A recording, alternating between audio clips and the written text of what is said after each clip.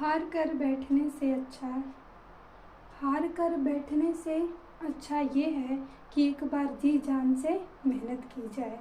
देखिए, हमारे लाइफ में, हमारे जीवन में, या तो हमारे करियर से रिलेटेड हो या कोई भी, मतलब हमारे दैनिक जीवन, सामाजिक जीवन जो भी हो, तो कभी कभी ऐसा ज़रूर आता है कि हम हार जाते हैं किसी भी सिचुएशन से। तो देखिए, हारने के बाद फिर टेंशन, फिर डिप्रेशन, ये सब चले जाते हैं लोग। लेकिन हम हारते हैं। देखिए, हार कोई गलत नहीं है। हम हार से हमें कुछ सीखना चाहिए, और हार से भी ज़रूर वहाँ पे कोई एक ऐसी चीज़ होगी जो हमें सीख देगी। तो हमें हर एक चीज़ की पॉजिटिविटी लेनी चाहिए, ना कि नेगेटिविटी। तो हमें हार को पॉजिटिव तरीके से लेके, हार हुई यार, लेकिन फिर हमें उठना चाहिए और मेहनत करना चाहिए। क्योंकि हार कितना एक दो बार आएगी, लेकिन हम मेहनत करते रहे तो हार भी घुटने सफलता ज़रूर मिलेगी। हमारे मेहनत करने से एक दिन ज़रूर सफलता मिलेगी। तो इसीलिए कभी हमें हार कर बैठना नहीं चाहिए। तो आइए आज हम पढ़ते हैं ब्लड, रक्त। देखिए, इससे हमने रक्त के सारे प्रकार पढ़ेंगे, क्या क्या होते हैं, कहाँ पे फॉर्मेशन होता है, गिनती, संख्या, और इनसे मतलब कमी से, दिखता से क्या रोग होता है। देखिए, इससे कॉम्पिटिटिव एग्जाम कोई भी हो, रक्त से तो क्वेश्चन आना अनिवार्य है। जैसे कि इसमें बीपीएससी का एग्ज़ाम है चल रहा, बिहार शिक्षक भर्ती के लिए, तो उसमें भी बहुत ये इम्पोर्टेंट टॉपिक है रक्त। बायोलॉजी में, साइंस में ये आएगा। तो आइए हम इसके बारे में सारा कुछ पढ़ लेंगे कि यहाँ से क्वेश्चंस आए तो लगभग हम कर लें, पूरी कोशिश करेंगे। देखिए,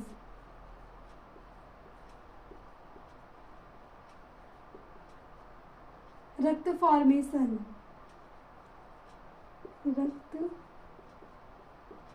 बनने की क्रिया, ब्लड फॉर्मेशन की जो बनता है तो हम उसे हीमोपोरेसिस कहते हैं। अब देखिए, ये सबसे पहले बनता कहाँ पे है, तो हम पूरा जब एक मतलब शिशु का निर्माण हो रहा होता है तो ब्लड कैसे कैसे बनता है और कहाँ कहाँ से बनते हो जाता है, तो हम पूरी विधि देखते हैं। देखिए, सबसे पहले जो ब्लड बनता है वो यॉर्क सैक में बनता है।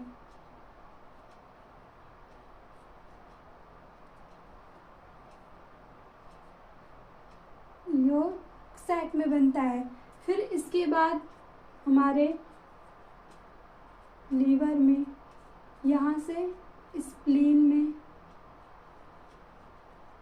फिर यहाँ से आता है रेड बोन मैरो में।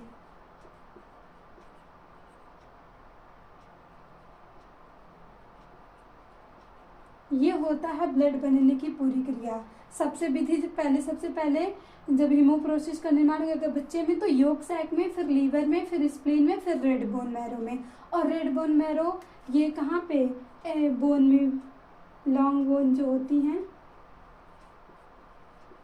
वहाँ पाई जाती है रेड बोन, और वहाँ पे ब्लड का फॉर्मेशन होता है। तो ये पूरी विधि होती है रक्त बनने की। यहाँ से जब बहुत छोटा सा बच्चा होगा तो यॉर्क सैक में, मतलब निर्माण हो रहा था गर्भाशय में, तो यॉर्क सैक में बन रहा होगा उस टाइम, फिर लीवर में, फिर स्प्लीन को गेवार्ड ऑफ आरबीसी बोला जाता है कि ये ग्रेवार्ड, इसमें आरबीसी का कब्रिस्तान बोला जाता है स्प्लीन को। आप लोग यहाँ से देख सकते हैं कि इसे हम बोलते हैं आरबीसी का कब्रिस्तान। मतलब इसमें आरबीसी हम देखते हैं कि वो 120 दिन में डेड हो जाती है, आगे हम वही देखेंगे। तो यहाँ पे जाके वो दफन ऐसे कुछ करके हो जाती है, तो इसलिए हम इसको स्प्लीन को आरबीसी का कब्रिस्तान भी बोलते हैं। देखिए, पहले निर्माण हो रहा था, फिर वही डिस्ट्रॉय। तो ये तो हो गया हमारे ब्लड का फॉर्मेशन। अब देखिए, जो ब्लड होता है, यहाँ से हम इसके देखते हैं श्यानता। जो ब्लड की श्यानता होती है वो 4.7 होती है, और ब्लड का जो पीएच मान होता है वो 7.4, मतलब हल्का क्षारीय होता है, हल्का क्षारीय। और श्यानता का मतलब कि जैसे फ्लोसिटी, जैसे बहना, रक्त है तो वो बहेगा ही, तो इसमें बहना मतलब जल बहता है और ये बहता है, तो ये 4.7 इसकी श्यानता होती है, यानी ये जल से लगभग 5 गुना अधिक गाढ़ा होता है। अब ब्लड, ये हो गया हमारा पीएच, हल्का क्षारीय होता है, और इसकी श्यानता हो गई, ये हो गया हमारे रक्त के बारे में। अब हम पढ़ेंगे रक्त के टाइप, यानी रक्त में क्या क्या पाया जाता है। रक्त को हम क्या बोलते हैं? तरल संयोजी ऊतक, तरल संयोजी ऊतक, संयोजी ऊतक माने लिक्विड, ये कनेक्ट करता है पूरा।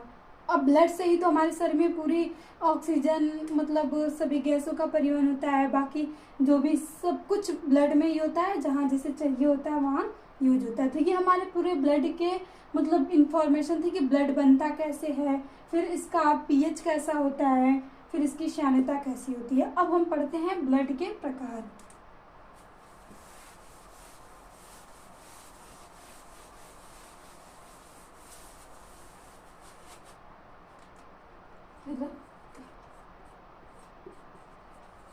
तो ब्लड देखिए, इसको हम डिवाइड कर देते हैं दो भागों में, एक प्लाज्मा, एक इधर हम पढ़ेंगे ब्लड सेल्स, हिंदी में बोले तो रुधिर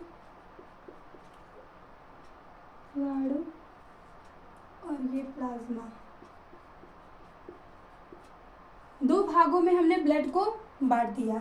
देखिए यहाँ से जो ब्लड की प्लाज्मा की मात्रा होती है वो पूरे ब्लड में वो 55 से 60% होती है, और जो भी रुधिर कणिकाएं होंगी हमारे अंदर वो होती हैं 40 से 45%।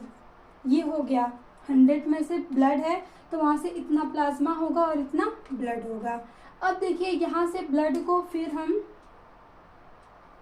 डिवाइड कर देते हैं, यहाँ से आरबीसी, डब्ल्यूबीसी और इधर प्लेटलेट्स। आरबीसी का फुल फॉर्म पता ही होगा, रेड ब्लड सेल्स भी बोल सकते हैं, या तो हम कार्पसेल्स बोलते हैं, और इसका फुल फॉर्म होता है वाइट ब्लड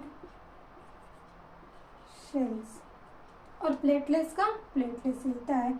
अब देखिए ये तो हमारा इसको रुधिराणु को हमने डिवाइड कर लिया, और इसका एक और नाम होता है, इसको हम बोलते हैं एरिथ्रोसाइट, और इसको हम बोलते हैं leucocyte.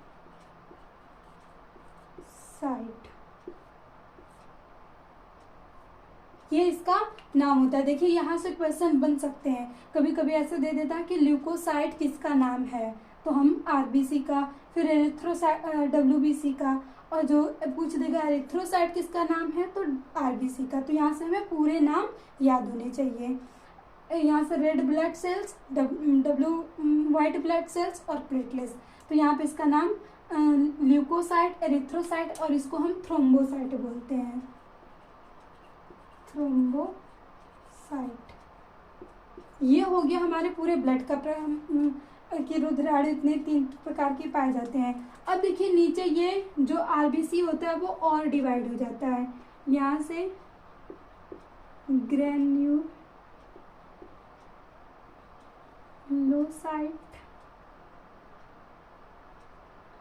And A ग्रैन्युलोसाइट।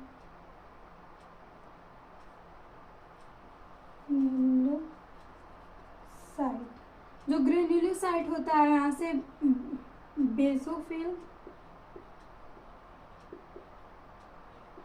Neutrophils and eosinophils. और ये हमारे 2 प्रकार के होते हैं, लिम्फोसाइट एंड मोनोसाइट। ये हमारे पूरे ब्लड का एक हम कहे ऊपर से ओवरव्यू हो गया। ब्लड को हमने देखा प्लाज्मा पहले, और ब्लड रुधिराणु में डिवाइड हुआ, फिर ये रुधिराणु 3 प्रकार से डिवाइड हुआ, डब्ल्यूबीसी, आरबीसी एंड प्लेटलेट्स। अब यहाँ से फिर जो WBC होता है वो ग्रेनुलोसाइट, और ये ग्रेनुलोसाइट में डिवाइड हो गया। अब हम एक एक को लेके पढ़ते जाते हैं कि क्या क्या होता है और इनकी कमी से क्या कुछ होगा और इनके कार्य क्या होते हैं। तो सबसे पहले देखिए हम प्लाज्मा का देखते हैं। यहाँ से आप नोट्स बना सकते हैं हमारे साथ साथ, ताकि एक बार और रिवीजन कर लें, यहाँ से जो भी क्वेश्चन आए हम सॉल्व कर लें। तो यहाँ से हम सबसे पहले प्लाज्मा देखते हैं। तो देखिए जो प्लाज्मा हमारा होता है इसमें 90% H2O होता है। H2O पता है जल होता है, और बाकी जो 10% होता है उसमें अदर सॉल्यूट आते हैं। अब देखिए हम सॉल्यूट क्यों बोल रहे हैं, क्योंकि ये सारे इसी में ना जल में घुले होंगे, तो इसलिए हमने इन्हें सॉल्यूट बोल दिया। अब इस सॉल्यूट में आएंगे यहाँ से प्लाज्मा प्रोटीन।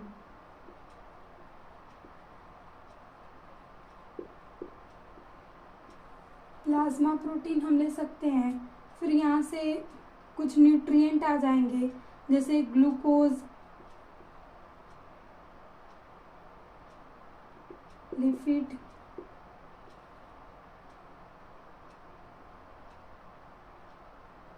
अमीनो एसिड, और इधर गैसें भी पाई जाएंगी। जो गैसें होंगी वो O2 एंड CO2, क्योंकि प्लाज्मा द्वारा भी परिवहन, अभी हम देखेंगे RBC, उसके द्वारा भी O2 और इसका परिवहन होता है, और प्लाज्मा के द्वारा भी कुछ प्रतिशत परिवहन होता है, इसलिए O2 CO2 भी पाया जाता है। और यहाँ से आयंस भी पाए जाते हैं, सोडियम आयन, पोटेशियम आयंस, तो ये सारे आयंस भी पाए जाएंगे। तो ये हमारा पूरा प्लाज्मा का संगठन हो गया कि उसमें प्रोटीन, प्लाज्मा प्रोटीन होंगी। फिर यहाँ से न्यूट्रिएंट पाए जाएंगे, ग्लूकोज, लिपिड, अमीनो एसिड, और गैसेस O2 CO2, और यहाँ से ये चार्ज वाले सोडियम आयन और पोटेशियम आयन पाए जाएंगे। अब देखिए जो प्लाज्मा प्रोटीन होती है ये 3 प्रकार की होती है, इसमें पाई जाती हैं। जो यहाँ से ग्लोब्यूलिन, एल्ब्यूमिन एंड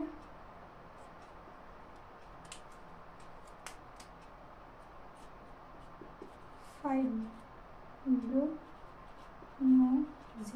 ये 3 प्रकार की प्रोटीन पाई जाती हैं। देखिए ये जो ग्लोबिन है ये हमारे जो रक्त का परासरण दाब होता है, परासरण दाब को नियंत्रित करता है,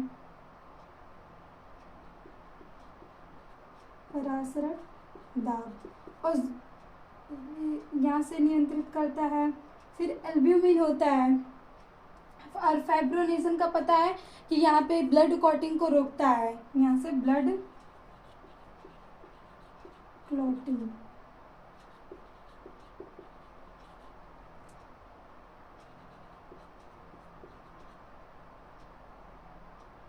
मतलब इसका कार्य होता है ब्लड क्लॉटिंग। जैसे हमारे कोई भी हाथ या कुछ कट जाता है तो यहाँ पे फाइब्रोनोजन प्रोटीन, प्लाज्मा प्रोटीन आती है और धागे जैसी, फिर फाइब्रो का मतलब होता है धागा, फाइबर्स, तो उसका बुनना शुरू कर देती है, जिसके कारण ब्लड की क्लॉटिंग हो जाती है और थोड़ी बहुत इंजरी रहती है तो ब्लड रुक जाता है। अब ये नहीं कि बहुत ज़्यादा इंजरी हो जाए तो यहाँ पे जो फाइब्रिनोजन है वो कार्य कर लेगी। देखिए हमारे शरीर में जितने हैं ना ये मतलब फीचर्स होते हैं। जैसे हम एक फ़ोन्स का देखें तो फ़ोन अलग अलग आते हैं और उसमें अलग अलग फीचर्स होते हैं अच्छे, तो वे हमारे शरीर भी मतलब बहुत अच्छे तरह से बनी है कि ये पहले देखिए जो भी अटैक होता है हमारे मतलब कोई भी हमें चोट लगे या वायरसेस बैक्टीरिया किसी का एक्टिवेट होता है तो हमारी शरीर पूरी तरह से लड़ती है उसे। जब ये लड़ने में थोड़ा जैसे कमी हो जाती है तब हमारे अंदर कोई रोग हो जाता है, लेकिन आए दिन तो कोई ना कोई संपर्क होता रहता है तो हमें बीमारी रोज़ नहीं होती, क्योंकि जो छोटा मोटा होता है ये सारे हमारे अंदर जो प्लाज्मा प्रोटीन, अभी हम रुधिर पढ़ेंगे तो ये सारे एक्टिवेट होके उसको नष्ट कर देते हैं। तो देखिए यहाँ से हमने पूरा प्लाज्मा पढ़ लिया कि प्लाज्मा में 90% जल होता है और 10% ये सोल्यूट अदर होते हैं, जिसमें प्लाज्मा प्रोटीन, ग्लूकोज ये न्यूट्रिएंट होते हैं। और यहाँ से जो वेस्ट मटेरियल बनता है, वेस्ट इसका होता है यूरिक एसिड। अब देखिए यूरिक एसिड यहाँ से प्लाज्मा प्रोटीन मतलब प्रोटीन्स भी पाया जा रहा है और अमीनो एसिड, और अमीनो एसिड जब टूटती है तो वहाँ से यूरिक एसिड निकलता है। तो ये इसका प्लाज्मा का वेस्ट हो गया और बाकी इतने पाए जाते हैं हमारे प्लाज्मा में। अब हम आते हैं रुधिराणु पे।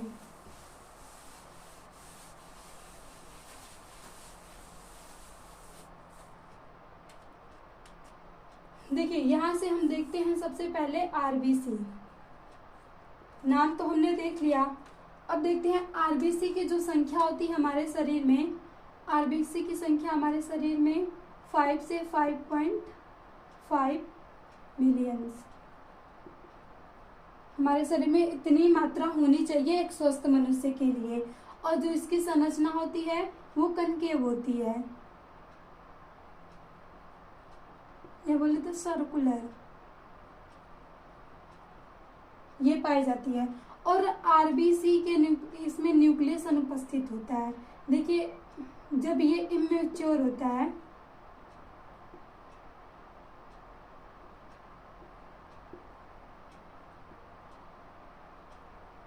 तो यहाँ पे जो न्यूक्लियस होगा वो प्रेजेंट होगा, और जब नहीं इमेच्योर हो जाता है तो न्यूक्लियस हट जाता है। और इसका रीजन ये है कि न्यूक्लियस हट जाए जिसके कारण इसमें HB जो हीमोग्लोबिन होता है वो अधिक उसको जगह मिल सके। तो ये हमारे आरबीसी की जो संख्या होती है इतनी होती है। और ये इसकी संरचना ह्यूमंस में हम देख रहे हैं कनकेव अनसर्कुलर होती है। और इमेच्योर जब रहता है आरबीसी तो उसमें न्यूक्लियस उपस्थित होता है, जैसे इमेच्योर हो जाता है न्यूक्लियस हट जाता है। और इसलिए हटता है कि यहाँ पे मतलब HB हीमोग्लोबिन के लिए अधिक से अधिक जगह मिल सके, जिसके कारण वो ऑक्सीजन से अच्छे से जुड़ पाए। अब देखिए यहाँ से ये हो गया पूरा आरबीसी के बारे में। देखिए जब आरबीसी की संख्या पॉलीसाइथीमिया आरबीसी के अधिकता के कारण होती है, इसे हम जो बोलते हैं वो पॉलीसाइथीमिया। और जब आरबीसी की कमी हो जाती है तो हम बोलते हैं एरिथ्रोपोइया,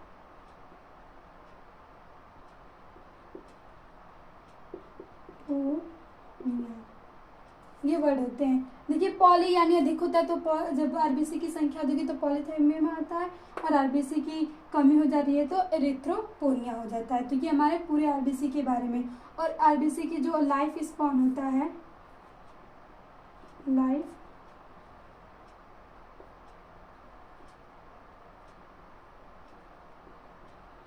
वो 120 डेज होता है। जीवन काल आरबीसी का 120 दिन का होता है, इसके बाद ये डेड हो जाता है और ग्रेवयार्ड में चला जाता है, जिसके हम बोलते हैं स्प्लीन। स्प्लीन को ग्रेवयार्ड ऑफ आरबीसी बोला जाता है, उसी में जाके ये खत्म हो जाती हैं। तो ये हमारा हो गया आरबीसी के बारे में इतनी पूरी। देखिए यहाँ से आरबीसी में यही पूछ सकता है फुल नेम, फिर इनकी संख्या क्या हो मतलब वो कितनी होती है, फिर ये शेप क्या होता है, तो हमने शेप भी देख लिया। न्यूक्लियस नहीं प्रेजेंट होगा, और न्यूक्लियस प्रेजेंट नहीं होगा तो इसमें कोई भी ना ही यहाँ से माइक्रोकांडिया होगा, ना ही यहाँ से जितने भी पाए जाते हैं चलो कुछ भी नहीं होते हैं। और ये इसलिए नहीं होते ताकि जो हीमोग्लोबिन को अधिक जगह मिल सके। कमी हो जाएगी तो पॉलीसाइथीमिया बोलेंगे, अधिकता हो जाएगी तो एरिथ्रोपोनिया बोलेंगे। फिर उसके बाद लाइफ स्पैन 120 डेज का होता है। अब देखिए कि हमने पूरे आरबीसी देख लिया, अब हम डब्ल्यूबीसी देखते हैं।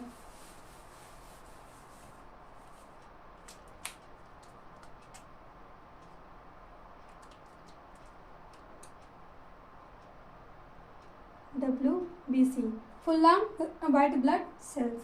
WBC की संख्या हमारे शरीर में 6000 से 8000 होती है। और यहाँ से जो इसका शेप होता है एमेबॉइड शेप होता है।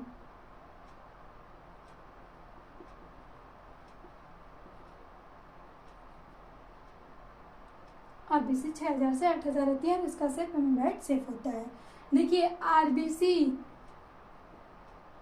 कि यदि अधिकता हो जाए तो यहाँ से इसी को हम बोलते हैं ब्लड कैंसर। और जब WBC की कमी हो जाती है तो यहाँ से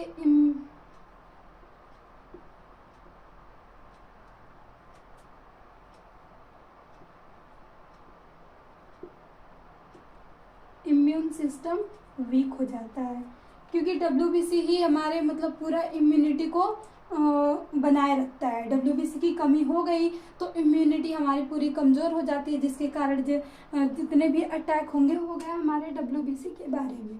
अब देखिए WBC को हमने दो भागों में डिवाइड किया था। यहाँ से एक को हमने ग्रेन्युलोसाइट बोला था और दूसरे को एग्रेनुलोसाइट बोला था। तो आइए हम उसमें देख लेते हैं कि उसके प्रकार। यहाँ से हमने देखा था बेसोफिल, बेन से हम याद कर सकते हैं, और यहाँ से लिम्फोसाइट एंड मोनोसाइट। ये जो बेन के अंतर्गत आते हैं ये ग्रेन्युलोसाइट होते हैं और ये एग्रेनुलोसाइट होते हैं। तो यहाँ से हम देखते हैं इनको एक एक करके, क्योंकि यही इम्पॉर्टेंट होते हैं, यही हमारे पूरे शरीर के इम्यून सिस्टम को बनाए रखते हैं।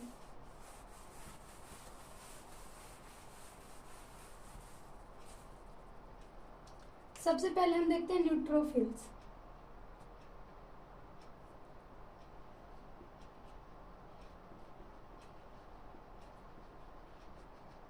देखिए जो न्यूट्रोफिल्स होता है ये न्यूट्रोफिल्स की हमारे जो WBC के मतलब WBC का ये लगभग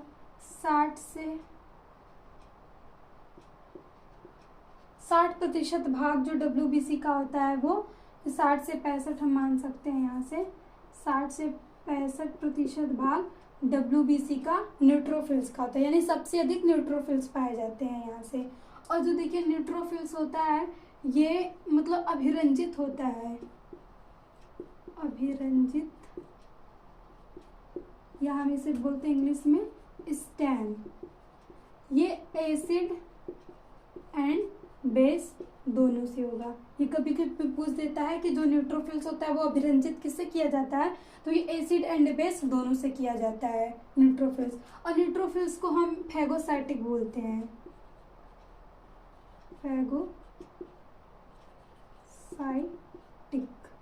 क्योंकि ये भक्षण का काम करता है। हमारे जो वायरसेस जो होते हैं तो वो फैगोसाइटिक मतलब लड़के उन्हें खत्म कर देता है। अब यहाँ से देखिए हमने बेसोफिल्स देख लिया, यहाँ से फिर हम देखते हैं न्यूट्रोफिल्स के बाद बेसोफिल्स।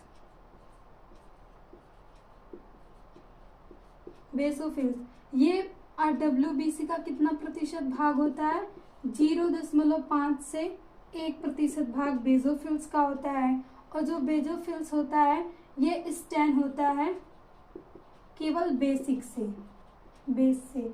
यहाँ से बेसोफिल से याद रख सकते हैं कि बेस से यानी क्षार से अभिरंजित होगा ये। और इसका जो बेसोफिल्स क्या करता है ये हमारे इन्फ्लेमेशन मतलब बनाए रखता है। यहाँ से हिपेरिन हो गया, हिपेरिन, सेरोटोनिन, इन सभी देखिए हिपेरिन का काम होता है थक्का जमाना, और सेरोटोनिन ये सब अलग अलग पाए जाते हैं। तो इनको ये मतलब बेसोफिल्स में ही ये पाए जाते हैं। इनके बेसोफिल्स की कमी हो गई तो इनमें इन्फ्लेमेशन हो जाएगा, जिसके कारण फिर थक्का जमना ये सारी प्रॉब्लम आ सकती है।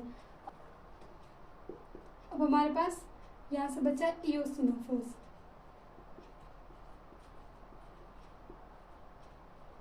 देखिए इओसिनोफिल्स ये एलर्जिक टाइम में एक्टिवेट हो जाता है।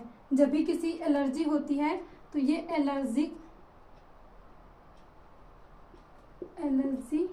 टाइम में एक्टिवेट, और ये जो स्टैन होता है वो एसिडिक मीडियम में, एसिडिक मीडियम,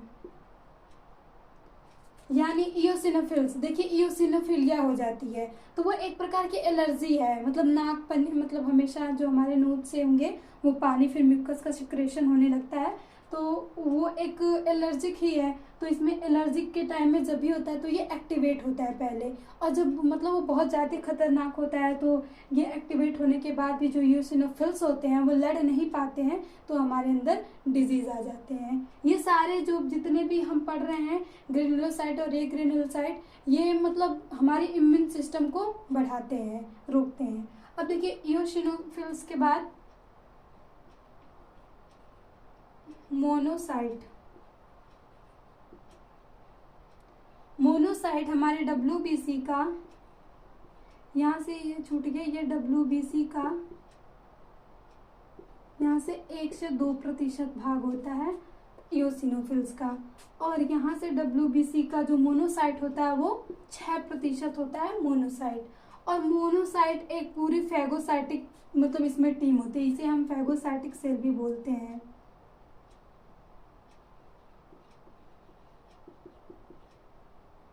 यहाँ से फैगोसाइटिक। देखिए अब यहाँ अलग अलग, जैसे हमारे जो लीवर होता है यहाँ पे कुफर सेल होती हैं, कुफर सेल जिन्हें हम फैगोसाइटिक बोलते हैं। और हमारा लंग्स हो गया, लंग्स में डस्ट सेल, ब्रेन में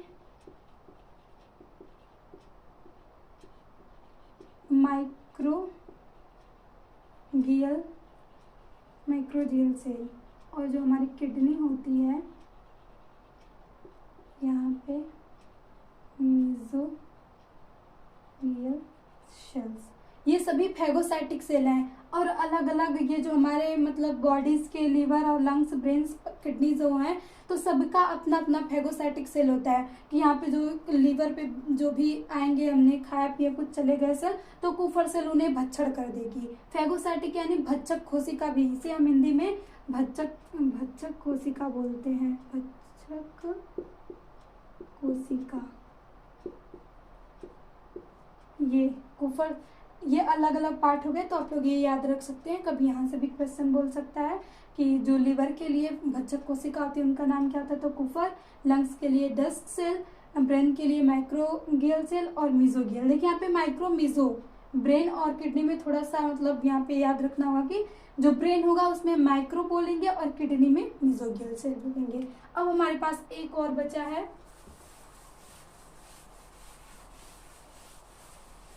लिम्फोसाइट।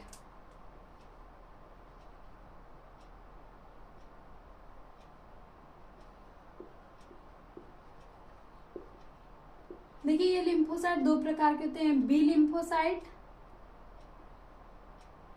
And T lymphocyte. यहाँ से इनको नाम दिया गया है।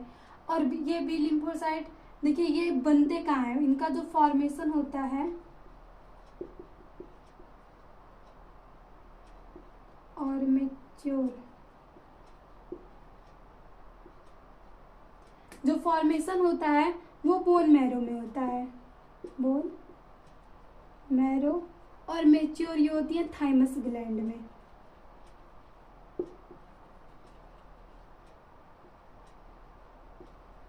तो यहाँ से जो लिम्फोसाइट होते हैं बी लिम्फोसाइट, टी लिम्फोसाइट, और ये हमारे इम्यून सिस्टम को ही बनाए रखते हैं, लड़ने की ताकत देते हैं। तो इनका फॉर्मेशन होता है बोन मैरो में और मैच्योर होते हैं थाइमस ग्लैंड में। और इनकी मात्रा देखिए तो ये WBC का लगभग 20 से 25% भाग बनाते हैं जो लिम्फोसाइट होता है। ये सभी RBC के हमने देखे हैं ना कि ब्लड के।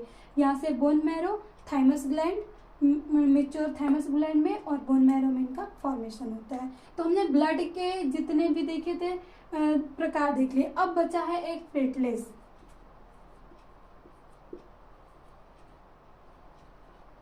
देखिए प्लेटलेट्स का काम मतलब इसकी जो संख्या होती है 1 से लेकर 3.5 लाख होती है, जो प्लेटलेट्स की संख्या होती है। और देखिए जो प्लेटलेट्स की संख्या होती है वो 1 से 3.5 लाख होती है। और प्लेटलेट्स के बनने की यहाँ से फॉर्मेशन को हम मेगा कैरियोसाइट बोलते हैं।